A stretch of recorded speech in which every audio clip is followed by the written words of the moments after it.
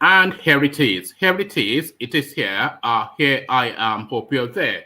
Roll up, ladies and gentlemen. One man went to mow. Here it is. It is here. Here I am. Hope you're there. The session commences and your company is required. So situate yourself in the front of whichever device that you use to interact with the session. An important day today, the demise of the Alaafin of Oyo, of course, one of the narratives that we'll be talking about, and plenty to discuss in between. So the usual accoutrements is in place. So just avail yourself of the session. One man went to mow. The eagle has landed. Another Savior, holy, holy, holy, holy, Adimebujuku. Another Savior, holy, holy, holy, holy, Adimebujuku. Well, this is Mobien. This is dedicated to the gallant heroes of the Nigerian Biafra War and IPO families all over the world. I remember the Nigerian Biafran War, in the thickness of the Biafra genocide. Hey, one man revived the vanishing hope to life. Let the great Biafran army to fight, and they were singing out, holy, holy, holy, holy, all the men will do is another Savior. They were singing out, holy, holy, holy, holy, all the men will do is another Savior. Holy, holy, holy, holy, all the men will do is another Savior.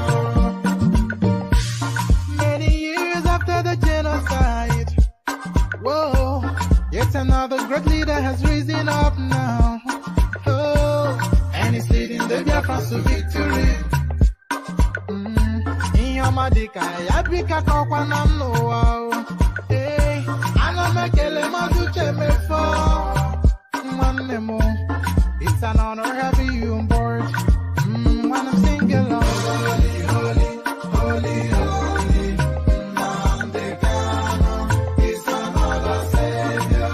Gonna sing along, holy, holy, holy, holy, Mandekano is another Savior. When I sing along, holy, holy, holy, holy, holy, holy, holy, is another Savior. Getting moving right and getting moving faster now. Holy, holy, holy, holy, is another Savior. Holy, holy, getting moving right, moving faster. Yeah, for freedom. Is another Savior. Yeah, for freedom. Holy, holy, holy, holy, Nandekana is another Savior. Another Savior, holy, holy, holy, holy, Adimebujuku. Another Savior, holy, holy, holy, holy, Adimebujuku. Well, this is Mobien. This is dedicated to the gallant heroes of the Nigerian Biafra War and IPO families all over the world. I remember the Nigerian Biafran War, in the thickness of the Biafra genocide. Hey, one man revived the vanishing hope to life. Let the great Biafran army to fight, and they were singing out, holy, holy, holy, holy, all the men will do is another Savior. They were singing out, holy, holy, holy, holy, all the men will do is another Savior. Holy, holy, holy, holy, all the men will do is another Savior. So there it is, holy, holy from the east, Odumegu, Ojuko, their other savior. So from all of that to this, holy, holy, but apparently holy no more in the city of Oyo. Alaafin of Oyo, Oba Lamidi Adeyemi, is dead. It's just as simple and to the point as that. He was 83 years old and reigned for a very long time. So we'll discuss all of that, the passing away. So the world comes to an end with the demise of the Alaafin of Oyo. So the world has come to an end, and the world will be rebirthed when the Oyomesis announce rather who will step next on that stool. So the world has come to an end as we speak now. So we are in abeyance as a world until the Oyomesi tells us now who will rebirth the world. So the world demises with the passing, of course, of the Alaafin. Alaafin of Oyo, Oba Lamidi Adeyemi, is dead. So all of that will go through, and then we'll go from that to this in a world that doesn't exist now. Also, rock Cabal in dilemma over Buhari's successor. So when are they ever not in dilemma? The Tuwo Mountain Fulanis from the back of Beyond. So this is the thing. They are in dilemma and thrown the whole country into confusion. APC, tension in Buhari House. So Buhari House, of course, is the name of the building of the APC. This is the thing that this guy is doing, by the way. Buhari is doing that Arabian thing. If you go to any country in Arabia, you'll see the images of their ruler pasted all over the country, from hotel to hotel, from billboards to boulevards. It's like a personal ownership of a state. And this is what Buhari is trying to replicate in Nigeria. Naming bridges after himself, naming buildings after himself. This is what this element is doing. APC, tension in Buhari House as ADAMU suspends all directors. So, of course, he's a hatchet man on a hatchet job. So quite who is hacking at, we'll find out just shortly. And then it looks as though this mystery, which is not so much a mystery because we know who they are, is fast unraveling. Breaking, Southeast unknown gunmen release first ever video, opens up on real mission. So what exactly they are after, we of course know they're just criminals, but then they claim to have a mission. It's a bit like Boko Haram saying that they are fighting or the the militant insurgency in the north saying they are fighting for anything. They are not fighting for anything. They are on a land grab and a money grab. So replicates in the east as well. So there's no greater purpose to them. They're just gunmen on a smash and grab. So the smash and grab now, they're trying to color it with some legitimacy. Southeast unknown gunmen released first ever video, opens up on real mission. So quite what's the mission of a bunch of rascals from the southeast is, we'll find out just shortly. So all of that in play, but before we get into any of it, the usual protocol, click on the like button if you have not already, and if you are not subscribed to the channel, then what are you doing? Do the right thing and subscribe to the channel.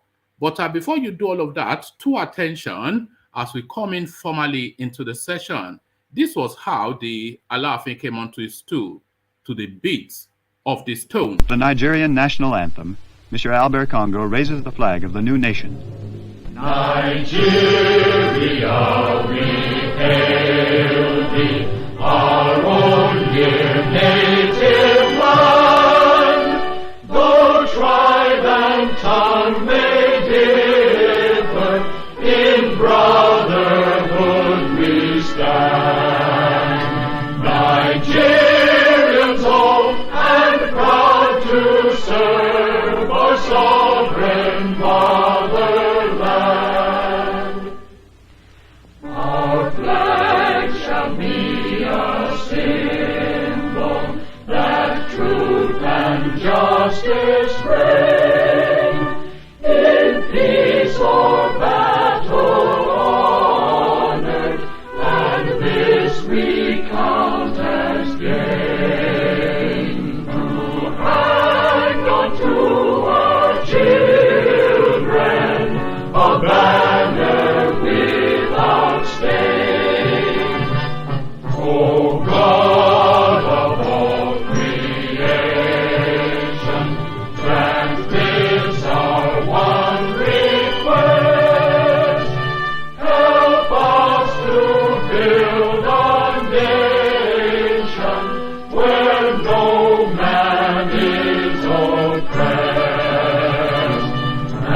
soul with peace and plenty, Nigeria may be blessed.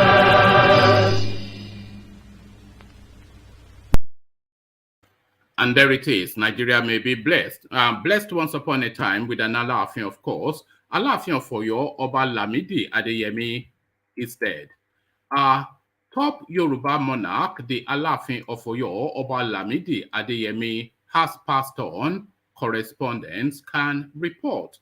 Alaafin Adeyemi, the third from the Olowolodu ruling house, died in the late hours of Friday at the Afe Babalola University Teaching Hospital, Ado Ekiti, the capital of Ekiti State in southwest Nigeria. The remains of the top Yoruba traditional ruler was brought to Oyo town, 62 kilometers from Ibadan, the Oyo state capital, in the early hours of Saturday, and traditional rites began, palace sources told correspondents. He was 83 years old and the longest reigning Alaafin ever, having ruled for 52 years. The governor of Oyo State, Seyi Makinde, is expected to make an official announcement upon receiving the report of the monarch's passing from the Bashorun of Oyo, Yusuf Akinlade, the head of the Oyomesi, who will now lead Oyo town before a new Alaafin is installed. The monarch had been sick and a plan had been made to fly him abroad before he was, the monarch had been sick and plans had been made to fly him abroad before he passed on late Friday night. A source familiar with the medical travel plan said his tickets and those of a few wives were already procured. His death came months after the two other senior Oyo State monarchs, the Olubadan of Ibadan, Asaliu Adetunji, and the Shoun of Ogbomoso, Jimoh Oyewumi, died. All happened in less than 5 months. A new Olubadan has been installed, but the Shoun throne remains vacant. Alaafin Adeyemi was born Lamidi Olayiwola Atanda Adeyemi on October the 15th, 1938, into the Olowolodu royal house of the famous Oyo town. He was crowned on November the 18th, 1970, succeeding Oba Gbadegesin Ladigbolu I. He was known popularly as Iku Babayeye. Whilst he reigned, he was the paramount chair of the Oyo State Council of Obas and Chiefs. With the demise of Alaafin Adeyemi, it is now the turn of the Ogunloye ruling house to produce the next Oyo monarch. Adeyemi's predecessor, Alaafin Ladigbolu, was from the Ogunloye house. So there it is right there. The Ogun, so it's not essentially along family lines, but along family stools. So it's not essentially one of his sons that will, well, certainly from the arrangement that seems to be in place.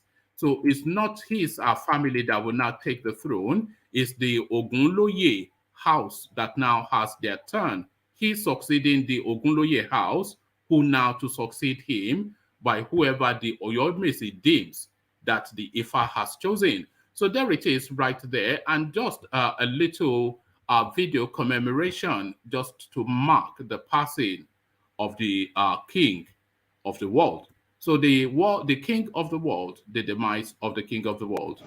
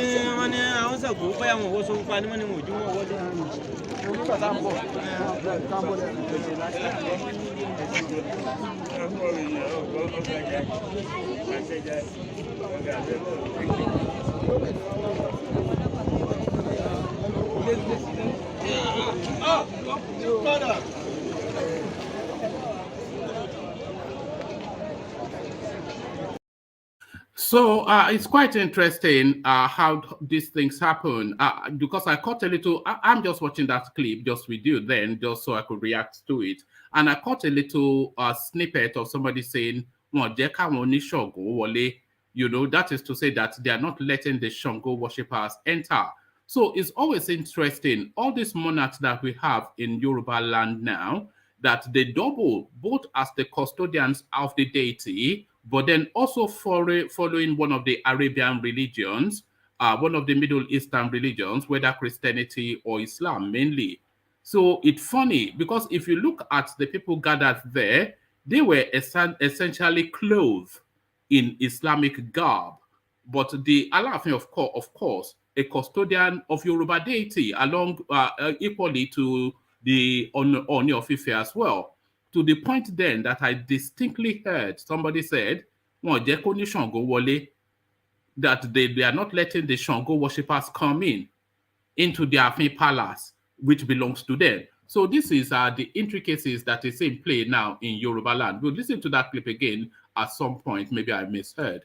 So from that to this, Aso Rock Cabal in dilemma over Buhari's successor. The cabal around President Muhammad Buhari has been thrown into a dilemma on pushing forward a successor to the outgoing president after ruling out a number of powerful individuals in the ruling All Progressive Congress APC, including some within the party. So from that opening paragraph already, that tells you a lot already. Excuse me, especially the latter half of it. After ruling out a number of powerful individuals in the ruling party, so that they've ruled out Tinubu, essentially is what that tells you. So after ruling out a number of powerful individuals in the ruling All Progressive Congress, so that tells you they don't want Tinubu, including some within the government. So including some within the government, that captures Oshibanjo as well. So they don't want Tinubu and they don't want Oshibanjo, and they essentially do not want a Yoruba man, but they don't have sufficient enough within Rotimi Amechi to make a president. And Goodluck Jonathan is proving difficult to get. So this is where they are. The cabal around President Muhammad Buhari has thrown into a dilemma. The cabal around President Muhammad Buhari has been thrown into a dilemma on pushing forward a successor to the outgoing president after ruling out a number of powerful individuals in the ruling All Progressive Congress APC, including some within the government. Whilst the cabal is said to know those in their permutation who will not succeed Buhari, they are, according to multiple sources, confused over who will. That confusion in finding an amenable southern presidential material, according to multiple sources, was at the weekend giving life to the once unfathomable prospect of the dutiful Minister of State for Petroleum, Temipre Silva, emerging as Buhari's proverbial dark horse. So Temipre Silva now, of all of the names that we can conjure with, Temipre Silva, even the cabal cannot push that one, I suspect. APC sources in Bayelsa and authorities APC sources in Bayelsa and authoritative sources in Abuja gave credence to the permutation on Silva, which though had been mentioned in the past, was now getting a life of its own. The powerful cabal around the president, consisting mostly of keen from Katsina and party loyalists from the north, it was gathered, have been flummoxed by the determination of some of those they had initially ruled out from forging ahead. Two of those, it was gathered, are Asiwaju Bola Tinubu, who it was learned has insisted on exercising his democratic rights in a free and fair primary. He appears to be the man to beat. He appears to be the man to beat, all things being equal. Vice President Yemi Osinbajo, another prospect, has also shocked the cabal with the weight of favor that his aspiration has garnered. However, the cabal, it was gathered, is unshaken by different polls and studies that puts Osinbajo as one of the best bets for the APC to retain power in 2023 with insinuations of lack of trust in the professor. The prospects of Governor Kayode Fayemi, who is also said to be preparing to roll out his campaign, are also said not to have won the favor of the cabal. However, many, mostly from the south, including Rotimi Amechi, Ibukunle Amosun, President Goodluck Jonathan, amongst others, are said to have been considered by the cabal. Jonathan, it was gathered, however, given as his condition that he must be adopted as a consensus, a prospect that the cabal has not been able to guarantee. So there it is right there. Hold on, let's see if it continues. Indicative of the continuing negotiations and prospects on the former PDP president yesterday, Jonathan told demonstrators burst to his Abuja office. So listen to that already.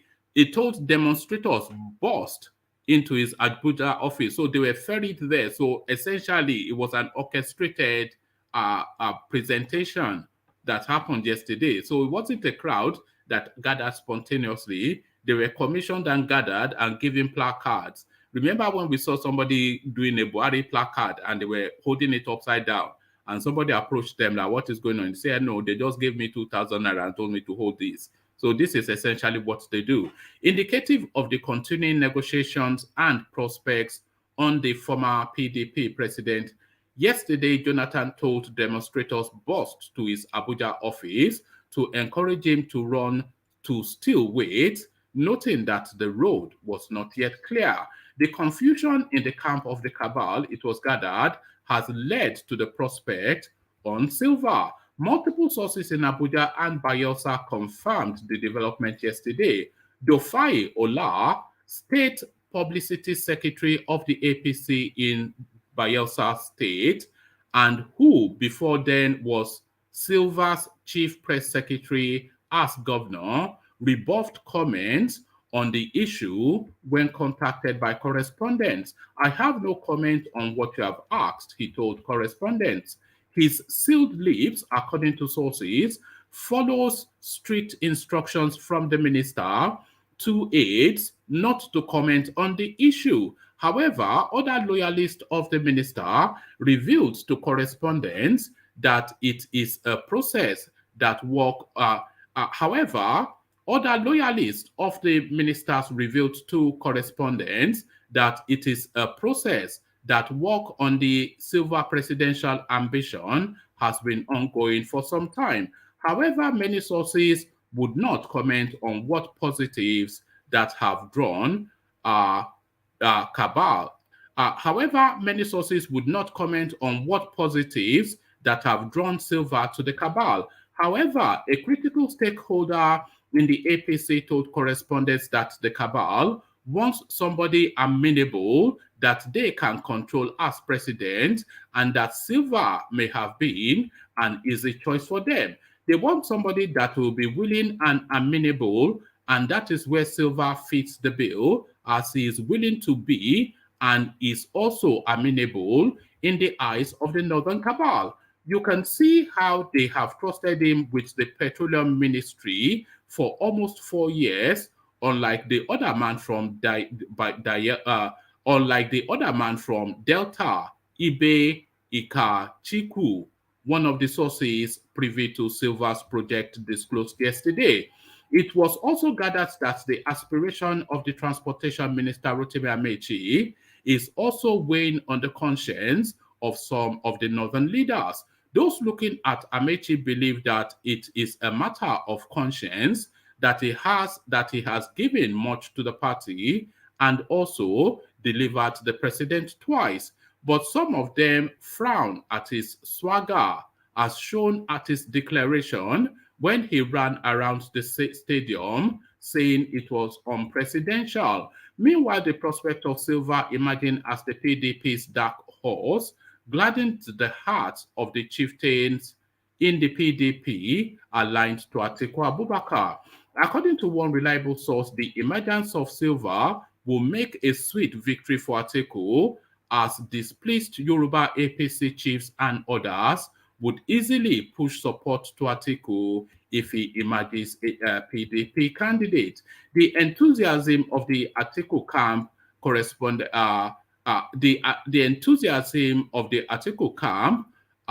correspondents can report, however, does not reflect in the camp of Yemsen Wike, who believe they are ahead despite the emergence of Governor Udem Emmanuel, whom they claim may have been enrolled into the race to cut Wike's momentum. So there it is right there, the intricacies of our politics. So the outtake of that, of course, is that the Cabal, one, they don't want Tinubu or Oshibanjo for reasons that they know categorically that Tinubu cannot be manipulated, and they have the suspicion that it's too slippery a snake for anybody to put any trust in Oshibanjo. If it gets that space, it could be a demon, and almost certainly will be a demon.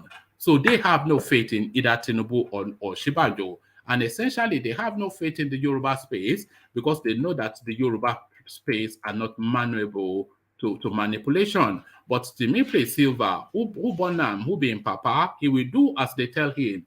But how are they going to foist an element like that on the Nigerian state? So the Cabal continue to search for their dark horse as the Oshibanjo Tinubu momentum continue to gather steam. APC, tension, but they continue to conspire, the Cabal, and onto their next conspiracy. APC, tension in Buhari House as ADAMU suspends all directors. A pall of gloom descended on the Abuja House National Secretariat of the ruling All Progressive Congress APC on Friday, following the decision of the National Chairman, Senator Abdullahi Adamu, ordering all departmental directors at the party headquarters to proceed on indefinite suspension.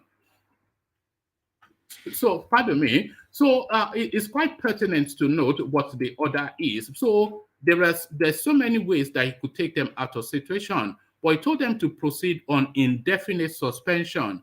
So, suspension often instances without pay, but indefinite leave often instances with pay. So, he suspended them without pay, essentially a precursor to a sacking.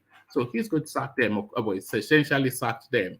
Adamu had, on assumption of office on April the 1st, hinted at the possibility of reorganizing the National Secretariat.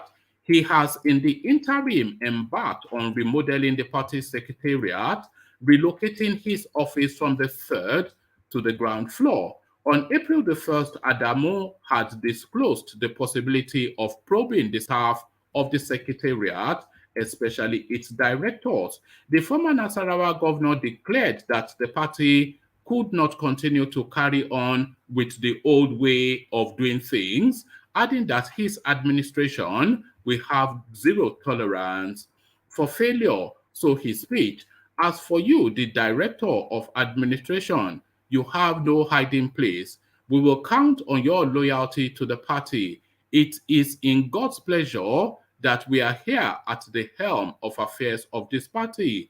We have come with a very open mind, but you have to reciprocate in the same spirit. We will definitely, by the will of God Almighty, the Secretariat. We will definitely, by the will of God Almighty, the Secretariat.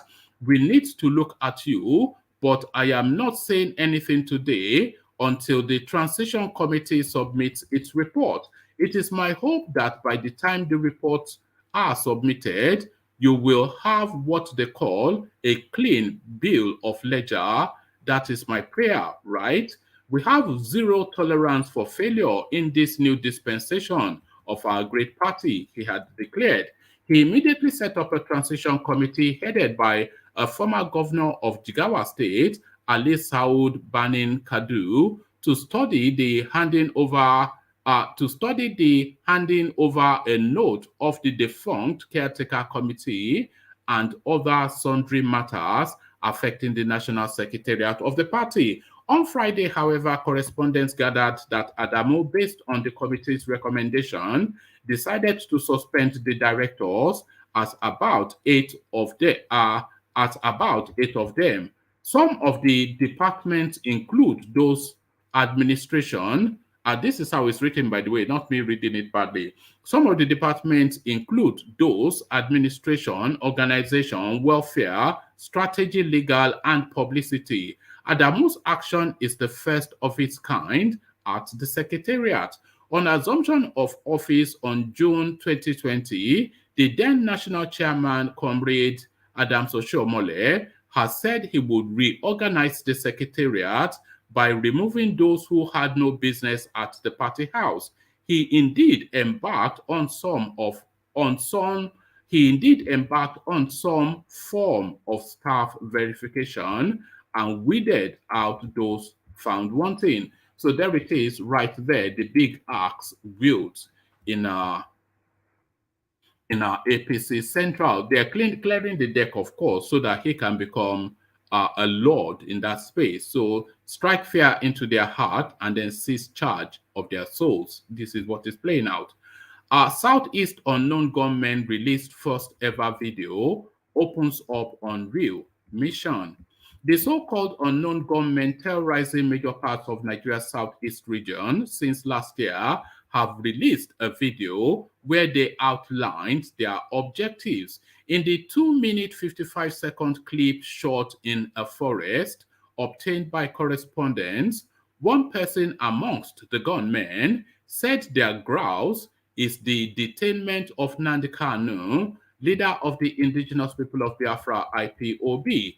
It also claimed that it has no sponsor, whilst insisting anybody that attempts any election will die.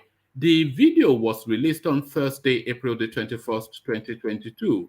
We, the unknown gunmen in Biafra land, have come to make our position known to the public. We are here to protect our fatherland by all means. We don't have any sponsors, and we are not planning to have, a gunman said. We are not under the command of Simon Ekpa, DOS, or Awazurike. Any government giving any of these people money is wasting their time. Only the release of Mazi Nnamdi Kanu will calm us down. Monday's sit at home is sacrosanct. Nothing can stop it apart from the release of Nnamdi Kanu. There shall be no election, and anybody that attempts any election matter will die. Separatist violence is on the rise in the southeast, same as the mindless killings. So there it is right there. So that's the last readout, but I have a little clip of this alleged unknown gunmen, which I shall play to you guys, and then I will come to Ashenin Shere first to sample his opinion. But let me give you a little soupçon of what these so-called unknown gunmen have to say. So here are the rascals from the east. Warning, warning, warning. We thank the gods of the land so much for making us see today, 21st of April 2022. We, the unknown gunmen in Biafra land, have come to make our position known to the public. We are here to protect our fatherland by all means. We don't have any sponsor, and we are not planning to have. We are not under the command of Simon Ekpa, GOS, or Oazrike. Any government giving any of these people money is wasting their time. Only the release of Mazen Namdekano can calm us down. One day sit at home is sacrosanct. Nothing can stop it, apart from the release of Mazen Namdekano. There shall be no election, and anybody that attempts any election matter will die. A more powerful, Chinasanworu, Justice Udo, who they also call enemy, and 3 other persons in USA, who we are still trying to get to their full identity, have been bribed by the government of Nigeria. You people sent men to harm.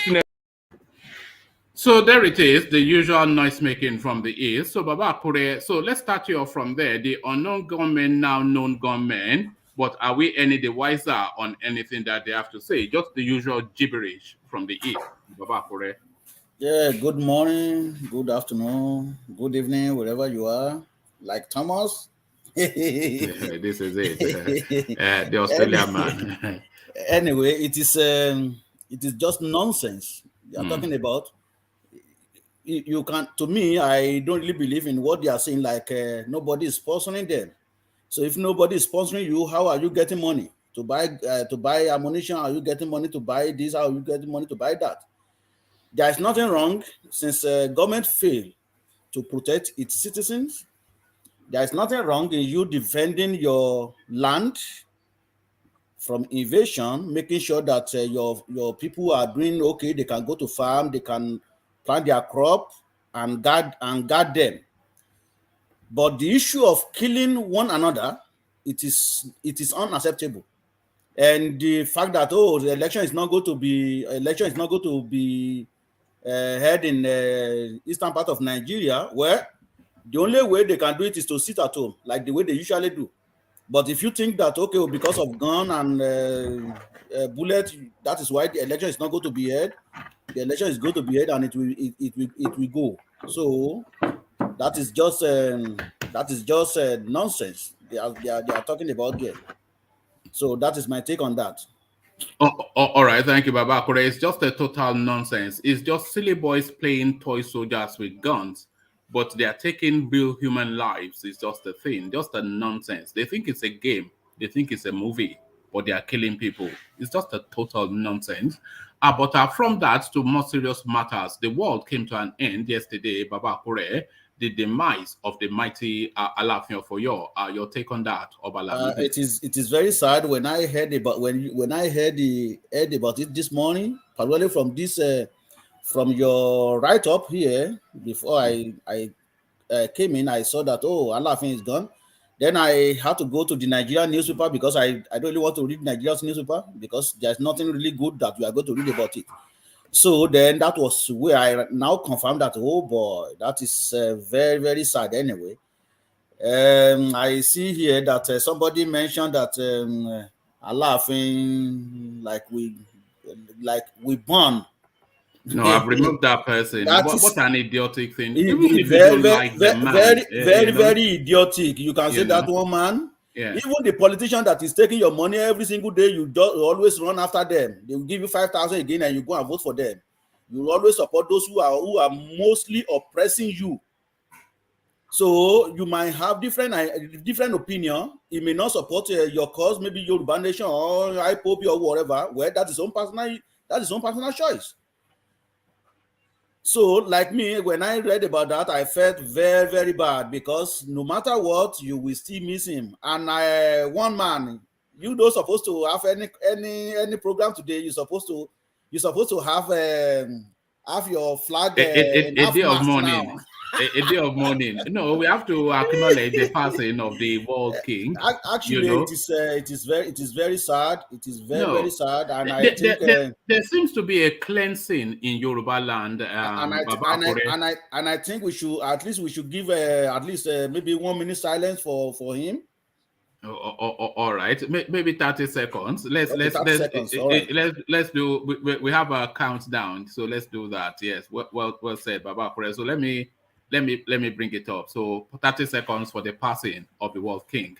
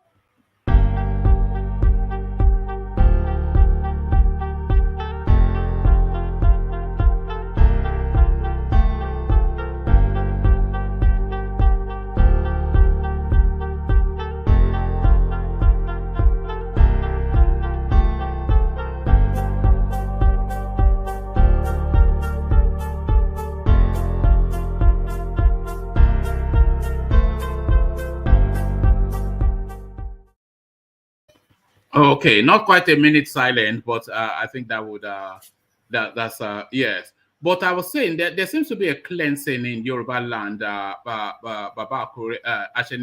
because just as I was reading that, so many kings they've just passed away. You say that they are of that age where they will be passing away, very much close to each other. But within 5 months, the Shon of Ogbomoso gone, the Olubadan gone and replaced. Now, of course, the top dog, the one of one, alpha one of Yoruba land, Alaafin Of Oyo. Well, like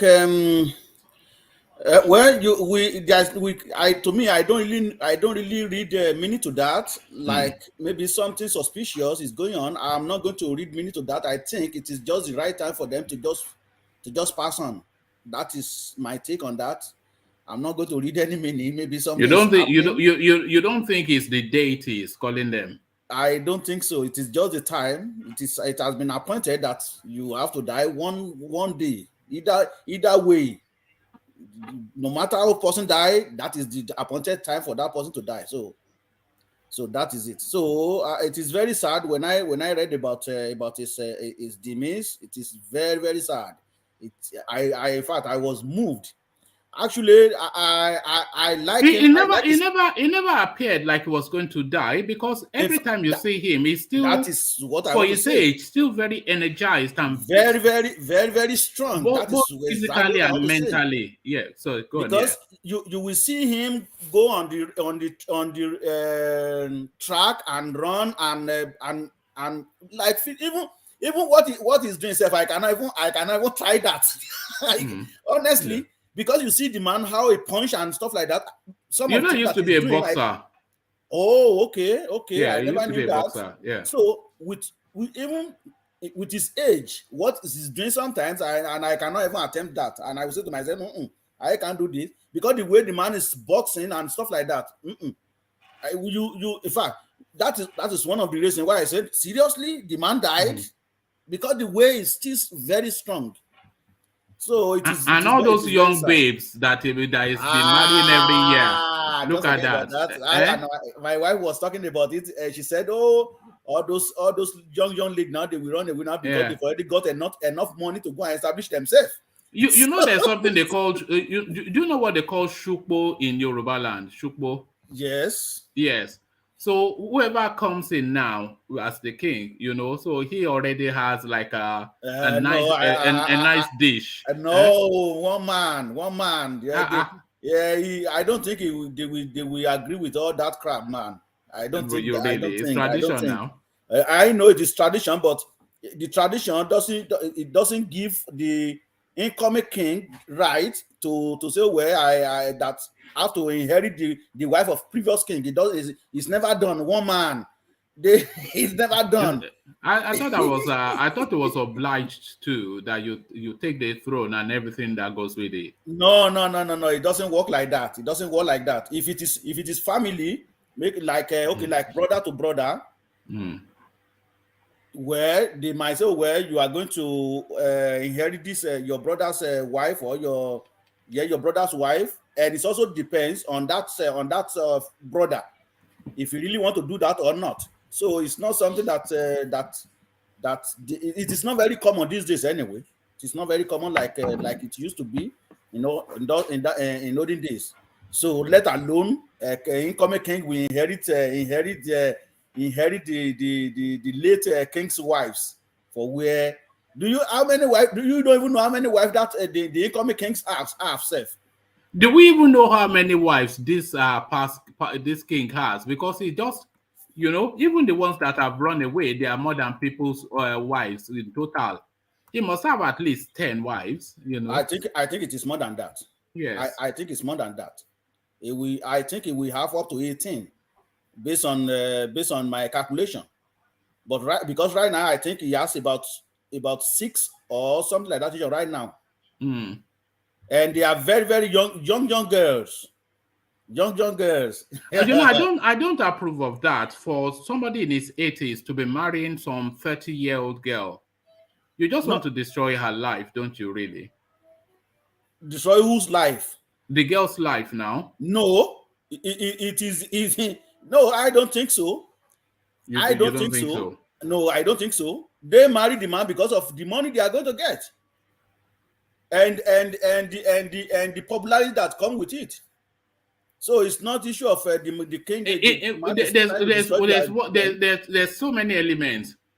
So they are out of the generational loop. So what sort of conversation are they able to have as a couple? One. And then what level of physicality is left in an 80-something-year-old man that will meet the physical needs of a 30-year-old girl too? And then an 80-something-year-old man, God bless him with a long life, but what does he have? Another 10 years left thereabout. For a 30-year-old girl, in 10 years' time, she's 40, she's still a babe. So it's just, it is the wish of those girls you're talking about to marry the king. I am telling you. Anyway, I could be wrong, but in my own opinion, I think they marry him because of the money. It's not because king has right to marry you. And when in Yoruba land they say when king say okay, they want to marry you, you have to marry the king. It is those babes. They want to see how much money they can get and to establish themselves. That's all. And so you don't see it as a besele sort of. No, I don't see it that way, because like you rightly said, what's a 80 years old man is going to do? How much? I can tell you, maybe it's not even having fun with them at all. No, I don't think that's what I'm saying. Because I don't know what he's going to do. Because that one is beyond Viagra. That one is just surrender. It's beyond Viagra. You could be very strong in boxing and running and stuff like that, but when it gets to that, it's totally different. It is totally different. So I think those babes or those girls marry him because of what they will get and the popularity that attached to it. Because remember, if the king is going to Aso Rock, they always go with him. So they have that connections. So the connection is there. So and remember when he's traveling to anywhere in the world, they always follow him. So yes. So they've already get all that privileges and get the money and get the fame and get whatever they want. That is all what they want. But Baba Akure, they scramble to replace him now, because a lot of people will argue that this is the foremost Yoruba stool. This is essentially in terms of Obas, you have to concede that this is the most prized Obaship stool in Yoruba land. So they are saying that they are doing it by a delay. So one, would they even try and battle that we are not using that system, and even within the delay that is next? So that is what that's at least $1 billion stool for the next, because we're expecting some yoppy guy like they have in Ife. So we're expecting some young and funky person. Like the Olubadan that they have, who is young and funky. So we're expecting some young and funky person. But who are they going to pick? So a lot now lying on the Oyomesis now. Everybody will be visiting the Oyomesis with bags of dollars. But we don't get them to hold it for too long. Yeah. That you are very right. Well, what they will do, they may likely put somebody there like Adele, so who will be on the throne for the meantime until when that is the Basharon. That is the Basharon. The Basharon will be the Adele, yes. Okay, so before they find somebody who is capable, because right now, like you rightly said, they will like to find somebody who's young, because if you look at Sean of Ogbomoso, the man used to be the redeemed pastor in US. Then he had to go back home to take the kingship. So you will see now that, look at Oluwo. So you will see now we don't want. I'm just saying like age. So nobody really want to put anybody who's you don't want anybody above 50, really. Ideally, somebody like look at what they have in Wari. Young and funky. So some young and funky guy is what we want, and he has to be very, very educated person. Of course, without not question. Somebody that Minimum just go to standard 6. In fact, so you can see now. This now will allow me to bring the issue of this kingship and the trend of youthfulness. I mean, youthful people that they are putting to the throne now, to our politics in Nigeria. If you see kings now, they are putting those people who are like under 70 on the throne. But our politician now trying to put those who are 70. Anyway, those even though they reduce their age, they want to put those who are 70, 80 years to be the president who will be running around. So you can see the difference between what is going in the community now, in the issue of making kings, to what is going on in the old Nigeria. So let's go back to that issue of king. In fact, the kingmaker now will make a lot of money, because a lot of people will be, a lot of prince will be coming to give them money. Okay, it is I want you to support me. But you mentioned that there is a family that's supposed to go on the throne now, right? To ascend to the throne. So Lamidi family cannot touch it now. Yeah. So it has to go to that family. But in that family, you may have maybe 10 or 15 people that will be fighting for that throne. So it means that money has to exchange. Of course. And so Babalawos and Oyomesis, everybody, exactly. And pastors and our fast, everything. Exactly. You never everybody will be hearing a lot in their bank account now. Exactly. And it's not going to limited to Oyo State. Because remember, this is a prominent king. It's not just the Oni will have a say. Exactly. So even go to all the Yoruba states. You will see this one calling governors, and they want support, and so all these things will be going on right now. So it is who can spend more money, and those who have that connection that will, of course, take the throne. And we should not also forget that it doesn't really matter. The issue of using Ifa Oracle to determine who is the best is still very much alive. They will do that as well, but don't be surprised when Ifa priest change yes. Odo something we don't need to Odo. Exactly. Don't be surprised when you see if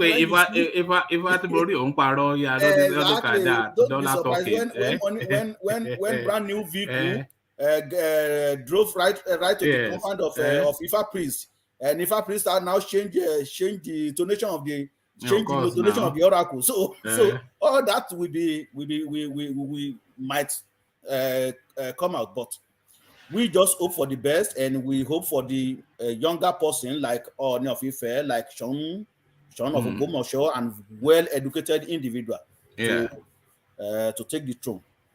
Interesting times for the Oyo space, but he ruled for 52 years, the longest serving, the longest reigning Alaafin of Oyo. And he, for me, he was excellent in the job, well spoken, very sharp in the mind. You know, he just is exactly how you want a Yoruba Oba to be, for me. Well, there's no doubt about that. I think at least he really tried his own best. Though all of us, we are all sinners. There's no way you can walk without your head being shaken. So, but to me, he did well, at least to his own capacity. So, and he will be greatly missed, no matter what. All right, thank you, Baba Kore. So Baba relay to the Alaafin of Oyo. So from Baba relay to Babambo. So we go to the politics now. The Aso Rock Cabal in dilemma over Buhari's successor. So they already categorically know who they don't want to succeed Buhari, but they are still shopping for who will succeed Buhari. Because you see, even though they know that a new president has to come in, they still want to control the seat of power. So the person that they want to have there will be somebody that is malleable, somebody that is manipulatable, somebody that they will tell to sit and will sit. But surprisingly, that person is very difficult to find at the presidential level, because anybody that even has any hint of credibility at being a president is not really the type that you tell to sit and will sit. So somebody like Tinubu will not sit and you tell him to sit, and then Oshibanjo, etc. So, and these are presidential type people, Atiku. But Rotimi Amechi, Timipre, Silva, they will sit, but they are not presidential. So this is the dilemma that the Fulani cabals in Aso Rock are having, Baba Kore. Well, thank you very much for that. Actually, what is going on in Nigeria is a very funny one right now. There is no way we will always mention the issue of North and South. Because if you look at, I'm going to start with issue of PDP. PDP throw the ticket open. So they are trying to shovel some people from the North and some people from the South, so that two of them can now vying for that position. Whoever get the ticket, so be it. If it comes from North, so be it. Now, the issue of APC is also going to that way, because with what we are seeing, North is trying to put themselves there. It still doesn't really matter either Rotimi Amechi or whatever nonsense that is going on right now. I read in Vanguard this morning, some group of people, they came together. They said, "Oh well, they have to buy ticket for Brutai," and this message came from presidency. Brutai. Yes, you can go to Vanguard and read it. They say, okay, because with the security situation in Nigeria, he is the best person to take the position. Where is he going to buy the ticket? He is going to buy that ticket under APC. So what are we talking about here? So these people don't want to leave this power for anybody in the South, based on what we are seeing here. And I can bet it with you, even if APC nominate Tinubu or nominate Oshibanjo or the so-called man from Port Harcourt, you can bet it with me, they are not going to vote for them. They will rather vote, if Atiku get the ticket for PDP, they will rather support Atiku. Remember what happened during Goodluck Jonathan and Baba Ahmed. Even though he was member of PDP, he said on Arise TV that they work against Jonathan in order to put Buhari there. Exactly, Baba Kure. That was what I was saying yesterday. That that tribal and religious will still, will still prevail largely in the north. Exactly. So this is exactly what is going to happen in this 2023 election. So The North don't want to relinquish power to anybody in the South. That is the game they are playing here. Because if presidency brought out information that some group want to buy 100 million nomination certificate for Buhari. Is it not under APC? Is not showing you that these people don't want to leave power. You see, a lot of the buying of the nomination forms is to just still have a foot in the game. You understand? That's not essentially to say that candidate might be promoted seriously, but 100 million naira to those people is probably like £10 to me or $10 to you. Something that you just give to a child to get out of your sight for a moment, you know. You can go and take it. So yeah, so yes, go, you see, just like you are telling your daughter to go and take the $10 now. So it's not real money to those people, but for them to have him in play, they would just buy the nomination form and say, okay, you are still in the bet. Well, that is true anyway, but we can say that. But we should also read it in that way that I just mentioned. These people, it doesn't really matter. Buhari might not be the best candidate for them, but it is showing you that these people don't want to leave power for anybody in the South that is not going to support them or do their own bid. The same wrote to me, Amechi, how much do they trust in himself? How much they trust? They don't trust him at all. Is the thing. They were irritated by that is running around during his presidential exactly. So like mocking Buhari. So now, if that is happening, and like I said, if Atiku eventually get the nomination for PDP, these people will be supporting him. They will support him 100%. Support is going to get from the northern part of Nigeria. So what will be our own game? Nothing. So I think they can read the signals too that the South, if they force a northern president, they'll be taking a huge gamble, and it is a gamble that they know will not pay out for themselves, especially the APC. If the PDP presents a northern president and he gets voted in, I think the South will stomach that more than an APC northern president, because they know that APC don't pay, they'll just force it through. Well, that you see,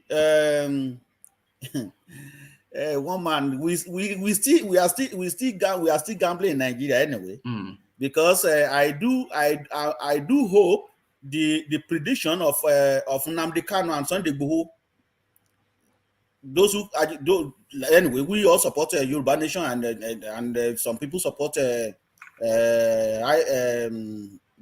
nation. Yeah. So I hope he's not going to end up in that. Well, I hope he does. Well, I'm just talking in other way round, right? Yeah. So it might eventually end up in that. Then you see, Sunday Igboho and Nnamdi Kanu will now be the prophet of our time at that time. This is it. Because with the game that is going on right now, I don't see these people giving. I don't really see them. I'm not really convinced that these people really want power to shift to the South. They don't want it, but as you are reading those signals, I'm reading those signals, but they are also reading those signals, because Nnamdi Kanu and Sunday Igboho and Professor Aketoye, they've already ignited that ethnic nationality within the big ethnic nations in the South. So that narrative is already bubbling, and they've used force to hold it down. They shot Sunday Igboho, they caged Nnamdi Kanu. But then if the power does not come into the South, then they have to cage and shoot everybody in the South, because everybody in Yoruba land now is now a Yoruba nation, and everybody in the East now, they're now Igbo nation. So they have to do a lot of killing to hold on to that power. That is true anyway, but the issue is that they cannot even do a lot of killings. Because like Yoruba proverb say, Biku ile oba pani today ule pani. The incident that happened in Igboho's house, it has Yoruba hand in it. If they do not, that wouldn't have happened. So now, as we are seeing what is going on right now, everybody will have to support themselves. Though there's no way we will still have some traits or anyway, but at least the large population will support one another that, okay, this is exactly what we want. And maybe that will be when that Yoruba nation will come to fulfillment, and that Biafra nation will come to fulfillment. There's a part of me that actually wants them to force a Fulani man on us again, so that will fast forward Yoruba nation. So I want to hear the Yoruba man that will, after in 2023, having a Fulani man still ruling over him, coming here to talk about one Nigeria. I want to see that person. Well, that is, well, like me, I am not going to support that. Like that, okay, one Hausa man continue to rule us. But if that happens, well, we might be saying, oh, nothing is going to happen in Nigeria. A lot of things will happen. We just sit down here, we're talking and talking and talking. Oh, Yoruba nation, Biafra nation. Hausa man is even okay. We are talking about the same. Baba Kure, we have understood. Baba Kure was saying in broad, all of them could join together. Yes. So we say, oh, the Yoruba nation, Biafra nation will not happen in our lifetime. You just wait. With what is going on right now in this Nigeria right now, with this politics that is being played right now, you never can tell. Maybe it will happen in the next few years. That will be so surprised. That seriously. So we just sit down here and talking, and we need to read a lot of meaning to what is going on in Nigeria right now. We need to read meaning to a lot of things that is going on in Nigeria. So that is my take on that. One man, sorry, before I go, can I ask Baba Kure just maybe, and also anyone that wants to say something about that? Now, do you think that Atiku is like an underground strategy for the North to remain in power? Of course, because it's looking most likely that even some of the many people of the South. Look at someone like Reno Mokri, all these people online campaigning for him. So it's looking like so many people from the South might even blindly and or with their illusion, favor him. He's not going to or Mokri can be campaigning because they are from the same party. But just wait until that time when the nomination ticket goes to the North. For PDP goes to the North. And then hopefully maybe the nomination for APC also will go to the North also. Then we now see what will happen. Because we like I said, we sit down here and we're talking. The same brutal that we say, oh, yeah, he's just getting ticket. You don't know what is going on undergroundly. You don't know, because if the presidency can come out by themselves and say, oh, well, some group came up and they want to buy a ticket for Brutai. So it could be that, okay, that is the person that they really want. We don't really know, because these people are very scampish. They play their game. It is we in the southern part of Nigeria that always tell our secret, and we also show ourselves very fast. These people are very, very cunning. Just wait and see. So if the ticket go to the North, the two tickets go to the North, do you think Rino Mokere will have anything to say? Do you think it will be campaigning for anybody? How they will get Yoruba nation is what they will be campaigning about. Just wait and see. Now, Rino Mokere I've never liked him. There's just something about that guy that puts me off. It's a bit funny, sort of. I think he acts more like Rebecca Omokri than Reno, if you get my meaning. Yeah, he dives into anytime he wants to get Yoruba attention or support, he will say something to make Yorubas happy.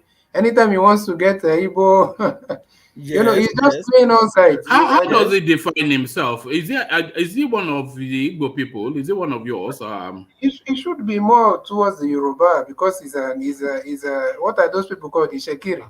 So he should be more No, towards no, no, Yoruba. Oh, okay. So it's no, a no, no. sapele water No, sort no, of. we don't. Okay. We don't want him. We No, give it no. to you for free. We give it to It's you. like, You can have you him. know, it's like one of those Thailand people. You know those Thailand But, people, don't but you? that's where it's from now. Nobody can take it. Babati is saying we don't want him, and We are it's giving from it to there. you You now. want him? We dash you. It strikes me more like an Igbo man anyway. His name and Exactly. his, Yeah, and his anyway, behavior. Yeah. Actually, Someone that was online the other day praising Yorubas. The man is a Yoruba man. I don't know why people are denying your brother. there's nothing much different between Go on, Baba. Rino Omokri and Femi Fani-Kayode. If you Prostitutes, the two of them. yeah, so sometimes they will praise Yoruba, sometimes they will praise now sometimes they will praise Igbo. So they are all in the same bracket. Rino Omokri and our vice president. Because he is contesting with this guy in Delta State now. I mean Kogi. He is the vice to Kogi governor. So sorry, is he the deputy for Yaya Bello? Yeah, he's the deputy for he's the vice for Yaya Bello. He's the vice for Yaya Bello, yeah. Imagine that for a moment. Imagine that for a moment. I saw their poster somewhere. In fact, I will go personally to Aso Rock and set fire on the place. Yaya Bello president, Femi Fani-Kayode the vice president. And let's just, you know, God Almighty. But, you know, stranger things have happened. Unbelievable. But then there it is. But the goings on in APC even more unbelievable. Tension in Buhari house as ADAMU suspends all directors. So this is the new chairman of the APC, Abdullahi Adamu. So he lands with a bang, of course. Strike fear in their heart is the usual technique of the Fulanese. And he, to that template, APC, tension in Buhari house as Adamu suspends all directors. So this is his introduction of how his tenure is going to go. So what are you then making of this Fulani man making Fulani moves? Well, the issue is that I think maybe they are not working with him because remember, he will have his own preference out of all these candidates. And like I said, they might want to pave way. He might want to do that to pave way for the right person that they really wanted to get the nomination certificate. So that is what I read to that. You never can tell. I mentioned Brutai several times on this platform, but they might be doing something that we don't even we can't even imagine is going on. That you'll be so surprised when the result came up. I mean, when the result comes up. So he is clearing the house, sacking all the directors to pave way for the right people that will do his own bid, that will do their bid, that will support those people that, I mean, the individual that they want in their mind to be the candidate for APC. That is my reading to that. All right, brilliant. Thank you, Baba Kure. So from let's go on from you, Baba Kure, to let's go to Ajanle Koko, who hopefully is with us, or to Thomas if Ajanle Koko is not ready. So Ajanle Koko, are you there? Yeah, I'm here, one man. How are you? All right, brilliant. Thank you, Ajanle Koko. So a sad day for Yoruba land, the passing of the Yoruba paramount king. Baba Tirele, you know, bye-bye. You know, not to see anymore. The Alaafin of Oyo, RIP. Well, Baba Waja.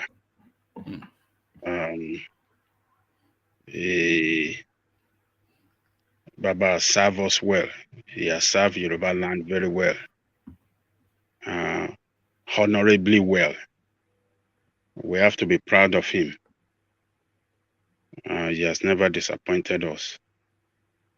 He did very, very well, and he is has been described as the foremost Yoruba king. He's a king that promote Yoruba culture and tradition. And it's a man that is an historian, vast in history of Yoruba land, as well as the culture and the tradition. You know that that king, there's nothing you can say on the talking drum that he won't understand. He's steeped in Yoruba. He's a historian, you know, and Yes. he's a documenter of facts. You know, when he talks about he spends his money documenting the Yoruba pantology and, you know, making sure that it's, you know, if you're looking for a Yoruba king, is exactly what you look for, complete with the tribal marks, everything Yoruba, apart from the bleached skin, of course. Yeah, there's nothing you want to, I mean, talking about on the drum, saying and beating the drum, that man can interpret it to you in verbatim. Every single thing. And he will even correct the drummer that no, you know. Yeah. So it's a great loss to Yoruba land. And I don't think in our own lifetime we will see such king again. In my own generation, after Olibushe of Ife, the Okunade Olibushe, I can say is the second when it comes to prominence and the promoters of king of Yoruba culture and tradition. You know, Olibushe during his time, when he speaks, he doesn't often speak. If you go to the palace, he will speak in Yoruba and somebody will interpret in English. That's to show that, look, my language first. So after Olibushe, this man is next. And it's sad that let me come back one more. All right, thank you, Ajanle Koko. Let's go on to Thomas. Thomas, are you there? All right, we don't appear to have Thomas. Let's go to Baba T. Baba T, hopefully you are there. Good morning, everybody. Good morning, Baba T. Good to hear from you. So from where Ajanle Koko just stepped out at the demise of the Alaafin of Oyo. So what are your memories and thoughts about the paramount king of the Yoruba race? It's a very sad day. Actually, I had the opportunity of meeting the king, Kabisi, briefly. I was part of the delegates from Dallas, Texas at the time. We were during the drum festival organized in Abeokuta. So they had, so they were trying to, you know, in our quest to reconnect Yorubas across the world, mostly in Brazil and in all those places. We had delegates from the United States, mostly Dallas, Texas. So we had the opportunity of meeting them, and they were trying to do some things in Dallas, you know, just to integrate the Black diaspora, you know, so to reconnect with our lost brothers and sisters. So that's the first time I saw him face to face. And like you said, and like Mr. Dedikoko said, is very versed in the Yoruba. I mean, he's very deep. He knows a lot of stories. And one thing I just hope is that the historians around him sat down with him and to document enough. And because I think that's the thing we've missed in our culture, proper documentation of history. And like you said, he's a historian, and hopefully he's done enough. I mean, people around him have done enough to document history, and he will be missed. To be honest with you, he will be missed. And when I met him in person, he's actually a very funny individual. Like, he does not, like, if you meet him, he does not carry himself like the king. You know, that typical, bow down to me, or he's very like one-to-one. Very no Igberaga. No. I mean, because I was thinking, oh, maybe because we were delegates from the United States, but when we met him and he said, oh, I want more money, you know that typical. It was very funny. I'm like, wow, he was very, very down to earth, you know. So, you know, that was my memory of him, and it's quite unfortunate, and especially at this time that we need a very strong Yoruba voice, you know. And you know, we missed. I hope the Oyomesis have to do the right thing and make sure they pick the right person and not be led by money and their own. Yeah, I mean, that tune is one of two that cannot be compromised for the culture. You know, if you know what I mean. Other thrones you can play with, but there's yes, I mean you can have an Amugbo as Olugo now, but you can't have an Amugbo as the as the Alaafin of Oyo. There's some tones that for the sake of the of the land or of the people, because that tone does not only serve we as Yorubas only. As an individual that has traveled across the globe, and actually I'm part of the committee for reconnecting Yorubas in diaspora, like Brazil, Cuba, and all those stuff. And I've been privileged to be in some meetings. I was shocked that we are seen as Yorubas the way Jews are seen in Christianity is the way Yorubas are seen in those countries. We are very revered, and those positions are very respected in those countries. So we need to be very careful. The Yorubas are an ancient culture. Yeah, we are old people. We are not new people. We are old. We're an ancient culture. You know, we are old people. You know, we are just we didn't come here yesterday. Now Right. And I hope we value. I don't think we even value our own importance to the Black race globally the way they see us. Because I've been to those countries, and the way they revere the Ifa tradition more than the Yorubas, especially in places like Cuba and Brazil. Yes, you know they you know. Yeah. When I was in Jamaica, there's a place called Abeokuta in Jamaica. I thought it was a joke. I'm like, no, they're like, seriously. There's a place called Abeokuta in Jamaica. And so we went there, and it's amazing. They kept most of the things intact. They might have they might sound different. They have a romanticized notion of but still that romance has more elegance than us, that because we just take it for granted that we don't even learn, we don't understand. Yeah, we do. And when they knew I was a Yoruba person, it was almost like like a Christian looking at a Jew. That was the way they looked at me, like I was from the Holy Land of some sort.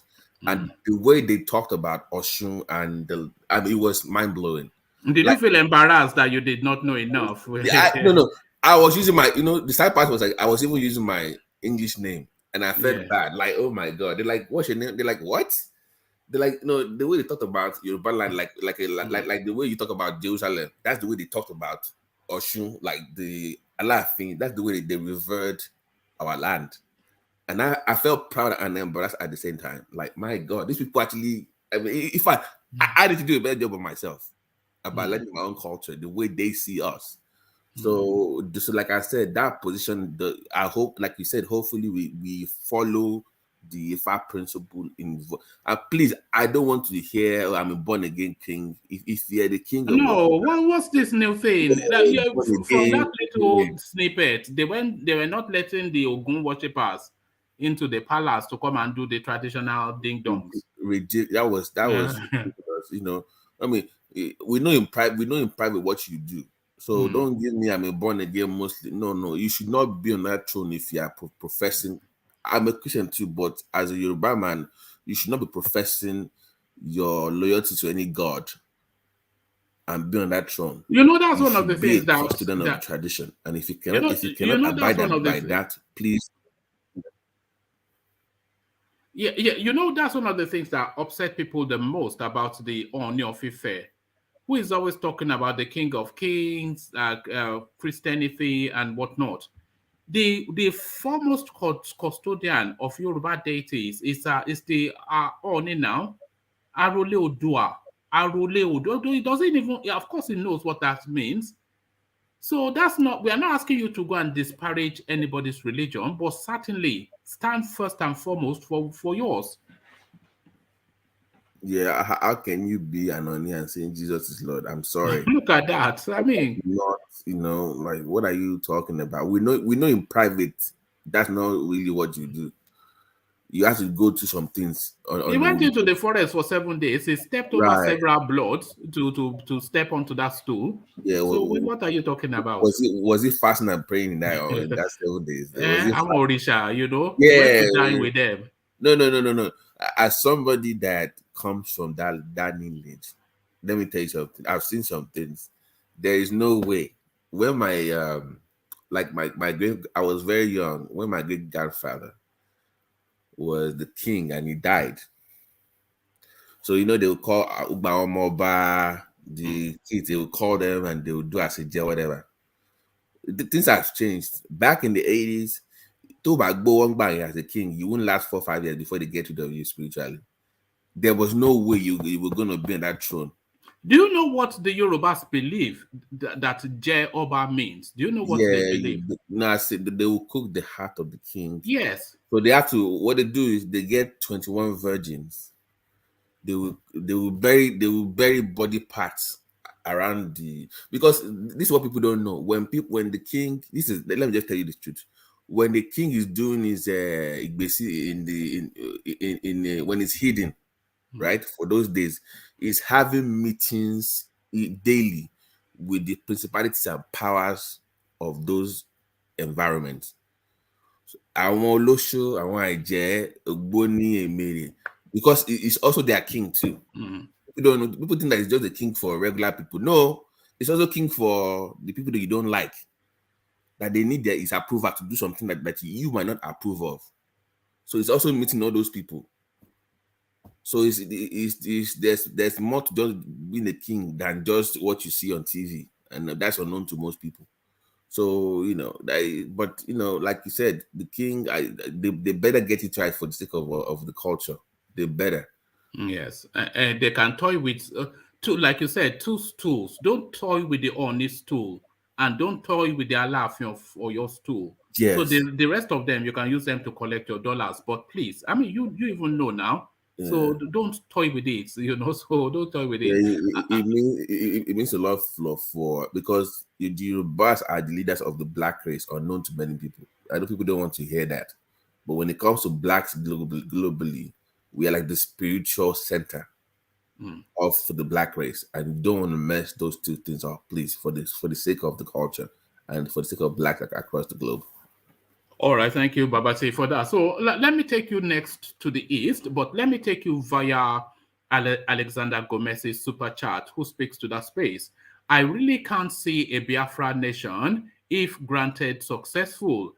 It looks ominous per its recent antecedents, but I pray it does. Nde Iwo. So Nde Iwo, that means some form of apology in Eastern language, I'm sure. Thank you for the super chat, Alexander. So off the back of that, I'll take you to the space then, the unknown gunmen now surfacing to tell us exactly what their mission is, just as incoherent as their action. But the dovetail of it all is that they want the release of Nnamdi Kanu, and they want our elections not to take place in the East. And those are the criteria that they require for violence to stop in the East. So since neither of those two are going to be met, so the violence continues essentially, Babati. So how realistic is, so I think we can at this point all agree that there are powerful people behind the so-called movement or whatever they call themselves. I mean, but the bigger picture is this, though. This is the bigger picture. With the way things are fast shaping in that country, do you really think that we're going to have an election with the way things are. You're getting this vibe from each section of the country, and with the way like Tinubu is pretty much done in the party now. So you're having all these dissenting voices across across the country, and you're having this gunmen thing demand. So if they disrupt the polls in the east, and you have this terrorist movement in the north, where would the numbers come from? Since the law says you must get what 25% from each region, right? That's yeah. So if you don't get in two out of six or 3 out of 6, then who declares you the winner? The courts. So these are things we need to look at. I don't see. I foresee that there's still going to be a series of seismic events in the build-up to that election, both in the primaries, in the selecting or appointing of the candidates, both parties. So there's going to be some little joker that comes into play, some element that shakes up the space, both for PDP and APC. So you expect some rancor in that space. And then in the build-up to the election, you expect it to be extremely atrocious. And then the election itself to be just the most controversial we have ever had. Right. If it's just going to be a mess all the way through. Right. And with the do or die mentality of the average Nigerian politician, they're gonna turn into an ethnic and religious battle. And they might this time bite more than they can chew. Because the people are already on the edge already. Let's remind ourselves of that. People are already on the edge. Just a few things might trigger, a civil war, and a coup might be inevitable in that country. I know I've said it here times without number that might happen, but the way things are going, especially if you, by the way, sorry, how on earth is Good Luck still opening his mouth in public? No. Are you anti Good Luck? We did the Good Luck battle yesterday. No. Buhari is making Good Luck look like Angel Michael today. Like the audacity, the nerve, the unmitigated goal of this guy to open up his mouth to even speak in public just shows you how bad Buhari is. I mean, when Good Luck left, have we forgotten that quickly? When the man left office, it was terrible. We thought nobody could do worse than him, right? So how come it's now turned into some kind of savior all of a sudden that people are now trying to beg to come back? I mean, at least come back on PDP, APC, really? I mean, that I saw that video yesterday that they said people were begging him. I know they are sponsored anyway. They are sponsored by his friends. Rent a crowd. Yeah, like we wanted to come back. I said nobody's saying that you should. Nobody said that. So I mean, that just tells you how bad that country is. That Good Luck is still even relevant in today's market. That just tells you how bad that country is. But if we keep going this way, we might end up in a very deep trouble, very deep problem that it might actually break up that country. I hope not, but the way we are going right now, because at this point, anybody you pick right now. Do you hope not that the country does not break up? Is that your hope? From my tribal perspective, that I want Nigeria to break up, but not that way. I want a peaceful dissolution of the country. Let's sit down, amicably dissolve that place and just walk away. But I know it's not realistic. But that would be my own opinion. Let's sit down and let's talk about this, because people keep making this mistake of fighting for breakup of Nigeria. You should never fight for the breakup of Nigeria based on current problems. No, fight based on the initial agreement, not because we are fighting. That can easily be resolved by the UN. Because we are not of free will. The same right? Country. Yeah. Not because of the current. No. Just say we never, because Egba, for instance, they were the last to join the union, right? In was it 18 whatever? They forced Jalake that time maybe they tricked them. Egba was a country on its own, right? If unknown to many people, they had their own constitution. Look at this guy. Not if no. I'm giving you no. All right, I know where you're going. So let's bring Alexander Gomez in. So Alexander Gomez super chats to say that Babati is an Egba prince, folks. So he has. So I never knew they had princehood in Egba. I thought it was from Abule. Is it not an Abule with a Bale?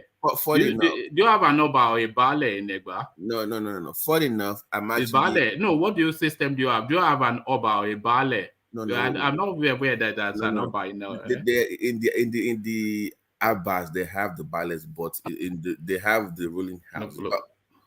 Unknown to many people, I'm actually of two princehood from the Lara. I can go the Lara maternally and paternally. Yeah, so either way, someday I might show up and be like, Kabi, the man that you bow down for me on this chat. Look at that.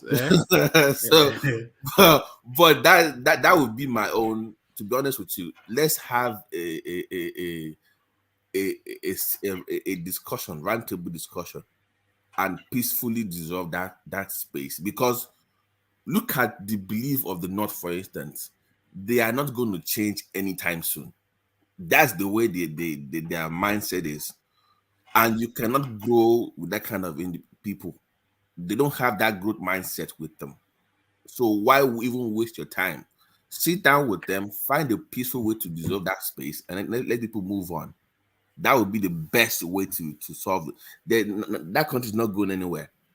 That's just the problem. So let's sit down and peacefully dissolve this space and just move on into our own country. If it cannot be peacefully discussed, and if we are not yielding anything out of, if it getting worse than this, and you see some people holding, holding on to power and doesn't want to negotiate, and so what would you do? Nigeria cannot violently disintegrate because the body count will be too much. We're talking millions of people, not people. Babati, what should we do if we have a situation continue this way? Negotiation cannot resolve the problem. What do we do? See, that's you want me to say it, but you know exactly what we have to do. Say it. But it's going to cost life, like one man said. Say it now. You have to, because it's hard, because we actually have the resource. The South has the resources that these people are holding on to, which makes it more difficult. So if somebody is a parasite to your own resources, it will be difficult for them to easily just break away without violence. I know you want me to say it. It's going to be bloody.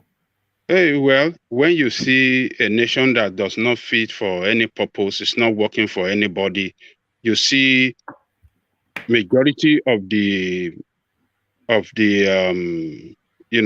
tribal group are saying, okay, let us have restructuring.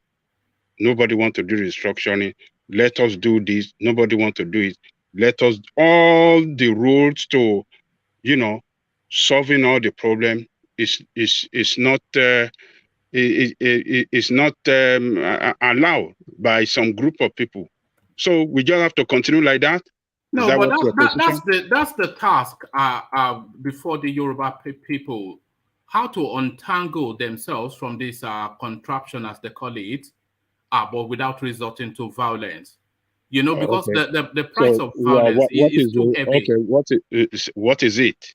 Tell me. That's what we're still grappling. We're still grappling with it. We're still grappling with it. No, you mentioned one. What is the road?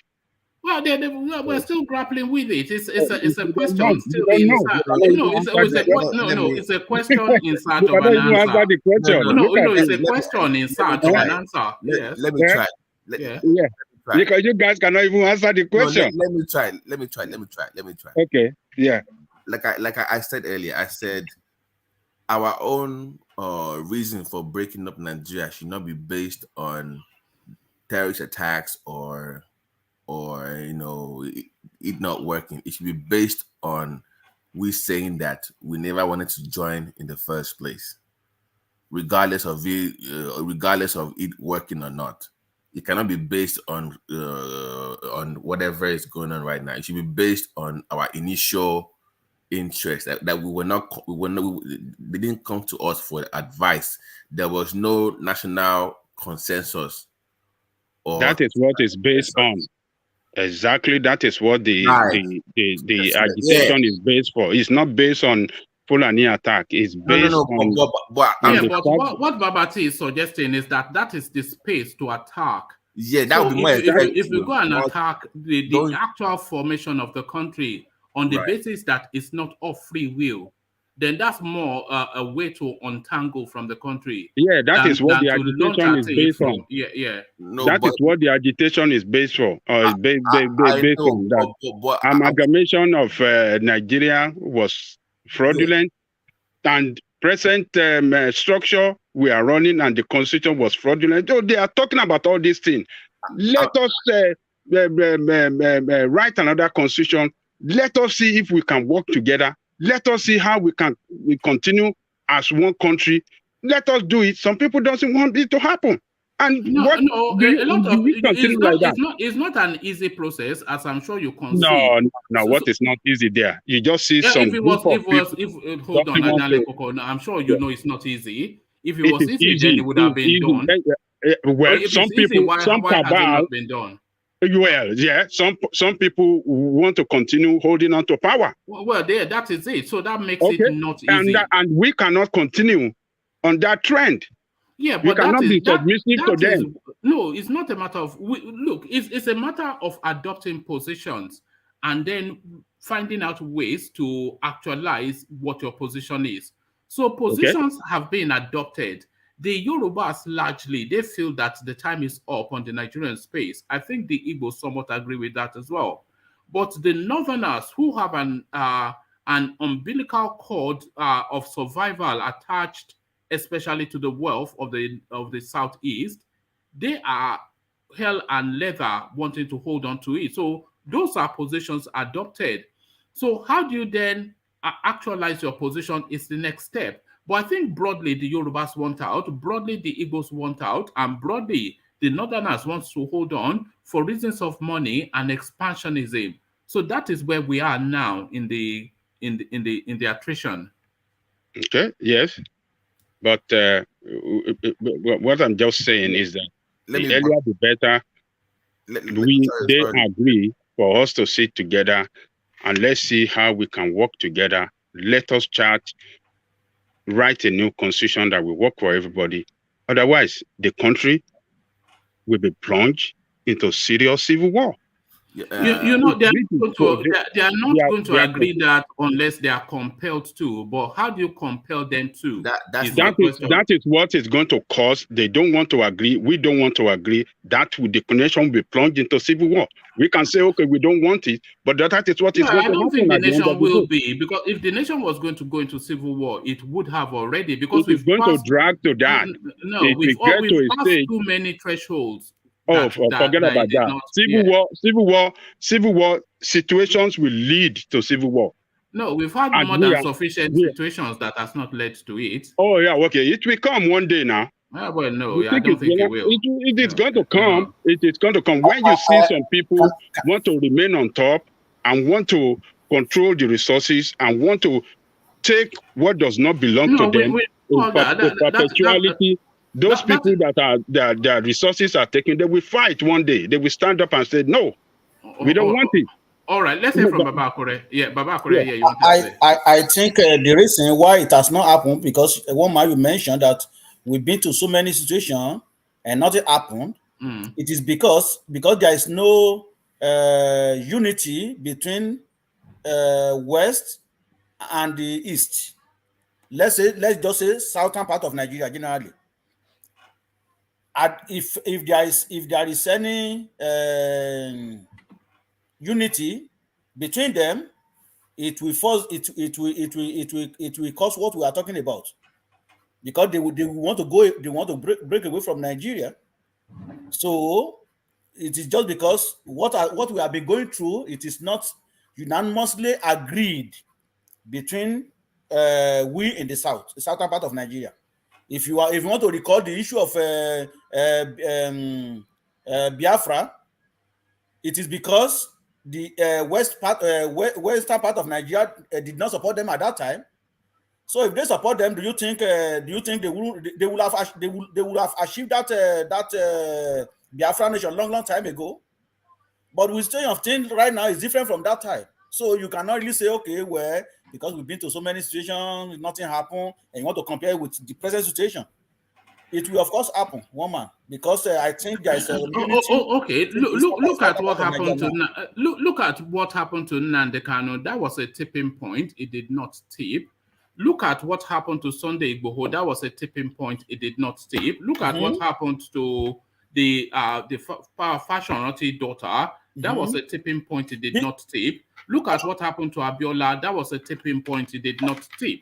We've been through so many tipping points, and it never really tipped. No, look at the Fulani savagery that went on in Yoruba land, still going on. That's a tipping point. It has not tipped.